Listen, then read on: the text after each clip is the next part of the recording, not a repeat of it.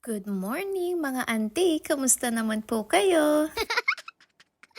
Ito pala yung mga ibang nabudol sa akin ni CJ noon. Ayaw niyang gamitin. Gusto niya naka-display lang dyan. Pagkahatid ko pala kay CJ kaninang umaga, pinasyalan ko yung kaibigan ko. Meron pa ngang pa-remembrance sa akin. Sabi ko namumutla na yung cross. Baka naman, beshi. At dahil malakas ako sa kanya, minake-upan na niya kaulit itong tattoo niya sa akin dati. 2022 pa yan nung una niya akong tinatuan. Alam niyo po ba mga ante na first time ko makakita ng bata 16 years old na may tattoo. Naging ka-workmate ko siya sa McDonald's. Sobrang laki pa nung tattoo. So, tinanong ko siya kaagad, allowed ba yan ng parents mo? Sabi, supported daw. Nasa likod daw habang tinatatuan. Diba, napaka-legal ng tattoo dito. Walang discrimination yung mga may tattoo na tao dito.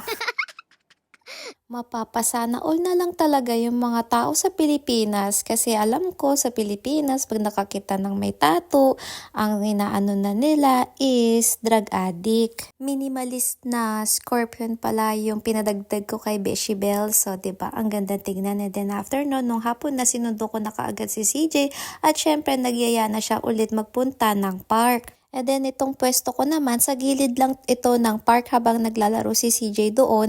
Ako naman ito, feel na feel ko yung puno, yung dahon, yung hangin, yung tunog ng ibon. Ang sarap sa pakiramdam mga ante kapag talaga tumatanda ka na, no? Ganyan na yung mga gusto mo.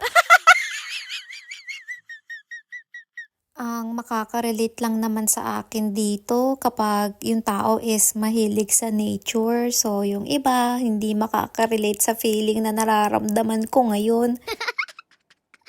Meron palang progress dito kay CJ, mga auntie. Go! Wow! Next! Wait, I need to, but I'm not kind of struggling. It's okay.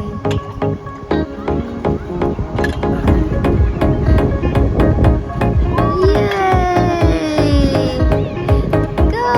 Yay! Beer. Nice. Let's try one more. Kabila ako. Sige, dyan ka. Ibibidyoan kita eh. And my hands, no blisters. I'll go.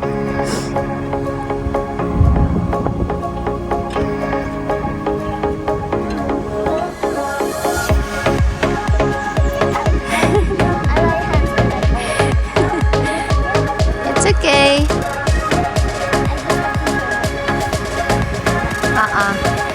Try your best. Patience. Nice! Yay! Beer. Good job. Good job. Pag may anak pala kayo na may gustong matutunan, wag na wag nyong i-discourage kaagad yung anak ninyo. At wag na wag ninyong susukuan hanggat hindi niya nagagawa yung gusto niyang gawin. May pagyakap pa nga nung nagawa niya yun. Dahil pagod na pagod siya sa kakalaro, as usual, gutom naman siya pag uwi namin ng bahay. Kaya pinaliguan ko na siya kaagad. And then, sumilip ako sa ref namin. Meron pa pala ako natitirang spaghetti sauce. Kaya naisipan ko na rin pakuluan itong natitira naming pasta sa cabinet. Sinilip ko na rin pala yung baonan ni CJ. Ubus na ubus pala yung ginawa ko sa kanya kaninang umaga. Ganito lang yung lagi naming routine ni CJ. Pagkatapos sa school, pupunta ng park, lulutuan ko na siya ng kakainin niya. Once na mapakain ko na pala siya sa hapon, doon ko naman inaasikaso yung mga videos ko at doon na ako nagvo-voice over. Sinunod ko pala yung payo ni Ate Alma na i-freezer ko yung mga strawberry. Nung pagkita ko, parang fresh na fresh yung mga strawberry, parang hindi nabubulok. So, ang dating na preserve yung strawberry natin mga auntie, hindi siya nabulok kaagad. Tuwang-tuwa na naman ang apo ninyo mga ante. Ayan, paglalaroan na naman niya yung whipped cream. Enjoy na enjoy siya sa paglagay dyan sa smoothie na ginawa ko. Gusto ko palang magpasalamat sa mga patuloy na nanonood ng mga uploaded videos ko dito sa Facebook. Salamat ulit at hope to see you on the next vlog. Take care and God bless.